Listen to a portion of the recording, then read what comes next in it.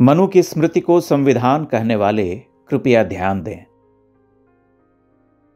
शूद्रो ब्राह्मणतामेति ब्राह्मणश्चैति शूद्रताम क्षत्रियात् जातम् एवं तु विद्याद्वैश्यास्तथैव च। अर्थात शूद्र ब्राह्मण हो जाता है, ब्राह्मण शूद्र हो जाता है। इसी प्रकार क्षत्रिय और वैश्य का भी वर्ण परिवर्तन समझना चाहिए, यह विद्या से होता है। यह वही वर्ण परिवर्तन है कि आपने इंजीनियरिंग की है तो आप इंजीनियर होंगे, आपने डॉक्टरी की है तो आप डॉक्टर होंगे। पर यदि आप विद्या का एक दूसरा पथ अपना लेते हैं तो उसके अनुसार हो जाएंगे। वर्ण वह जो शिक्षा दीक्षा के उपरांत आचार्य प्रमाणन से होता है। यही बात मनु अन्यत्र भी कहते हैं। महायज्ञैश्च यज्ञैश्च ब्राह्मीय क्रियते तनुः, कि ब्राह्मण का शरीर यज्ञादि श्रेष्ठ कर्मों से बनता है। यदि वेद अध्ययन न करे ब्राह्मण तो मनु के अनुसार शूद्र हो जाता है। यो नधीत्य द्विजो वेदमन्यत्र कुरुते श्रमं सज्जीवन्नेव शूद्रत्वामाशु गच्छति सान्वयः। संध्योपासना न करने वाला व्यक्ति शूद्रवत होता है। न तिष्ठति तु यः पूर्वानोपास्ते यश्च पश्चिमां स शूद्रवत बहिष्कार्यः सर्वस्मात् द्विजकर्मणः। यथोक्त आयु सीमा तक उपनयन में दीक्षित न होने पर द्विज बनने की इच्छा रखने वाले व्यक्ति व्रात्य संज्ञक शूद्र कहलाते हैं। नीचों की संगति से ब्राह्मण शूद्रता को प्राप्त करता है। उत्तमान उत्तमान गच्छन हीनान हीनांश्च वर्जयन ब्राह्मणः श्रेष्ठताम् एति प्रत्यवायेन शूद्रताम्। अतः मनु के तथाकथित संविधान में वर्ण कोई स्थिर बात नहीं है, वह कर्म या गुणों या अध्ययन के हिसाब से बदलता रहता है। यह वही बात है जो शतपथ या ऐतरेय ब्राह्मण भी कहते हैं। प्राचीन भारत में वर्ण की यह द्रवणता बहुत से उदाहरणों से प्रमाणित होती है। फिर प्राचीन भारत के वामपंथी इतिहासकार और विद्वान इतने झूठ क्यों लिख गए? क्या आधुनिक समय में जो संविधान हमने अंगीकृत, अधिनियमित और आत्मार्पित किया है, उसमें हम अपने चुने हुए कर्म के अनुसार जाति बदल सकते हैं? अपने कर्म के अनुसार, अपनी एजुकेशनल बैकग्राउंड के आधार पर करने की कोशिश कीजिए, आप जेल में होंगे। कितनी मजेदार बात है कि रैमसे मैकडॉनल्ड के 16 अगस्त 1932 के कम्युनल अवार्ड को मानने वाले इस देश में कम्युनल या सांप्रदायिक नहीं कहलाते। कितनी मजेदार बात है। इस अवार्ड ने शोषित वर्ग की बात की थी, पर नाम देते हुए भी यह वंशानुगत जातीय सदस्यता की बात कर रहा था। यानी कह क्लास रहा था पर बात कास्ट की कर रहा था।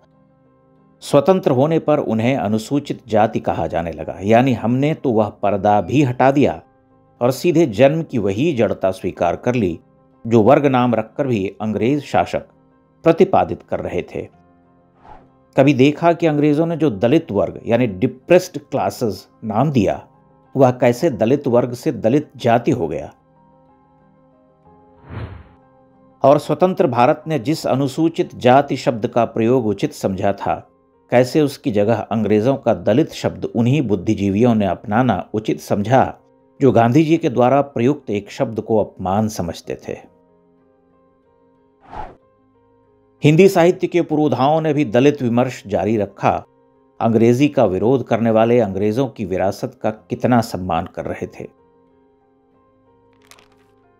अंग्रेजों ने ही अनुसूची बनाई, बाद में उनके सावधि पुनरीक्षण हुए। वे पुनरीक्षण किस कारण थे? क्या मनुस्मृति में रैमसे मैकडॉनल्ड अवार्ड के द्वारा बताई गई या अधिसूचित कोई जातियां हैं जिनका merit, action, occupation, personal quality या अध्ययन के जरिए कोई परिवर्तन ही नहीं हो सका? पुरुष सूक्त के अनुसार ही चारों वर्ण मनु ने भी दोहराए। छांदोग्य उपनिषद ने जब जन्मगत बात की तब भी उसमें बल कर्म पर ही था कि यदि पिछले जन्मों में शुभ कर्म करेंगे तो द्विज बनेंगे। वज्रसूची उपनिषद कहती है कि यदि ब्रह्म को उपलब्ध किया, रियलाइजेशन ऑफ सेल्फ किया, तो द्विज बनेंगे। महाभारत में ऋषि भारद्वाज कहते हैं कोई वर्ण भेद नहीं, यह पूरा विश्व ही ब्रह्म है जो कर्मों के द्वारा विभाजित होता है। विश्व, यह शब्द महत्वपूर्ण है।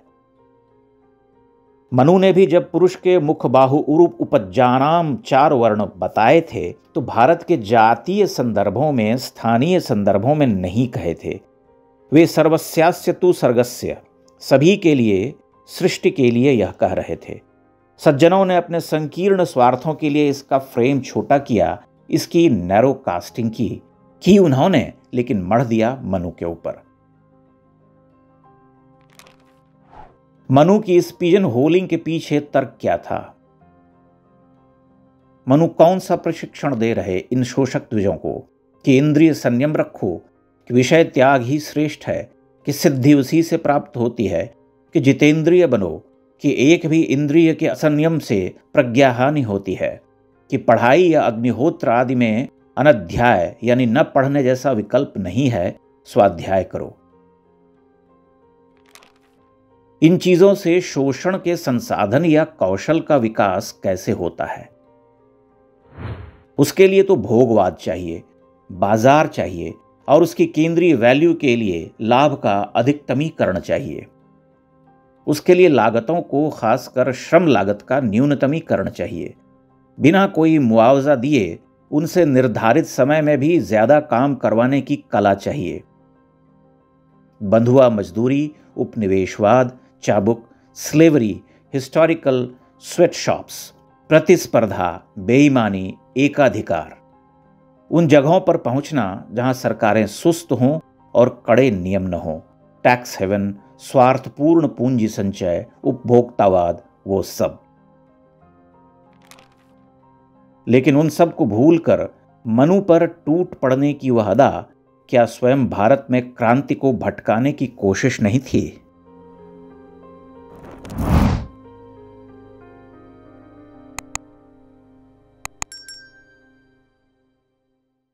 इंडेक्स ऑनलाइन के वीडियो समाज को समर्पित हैं।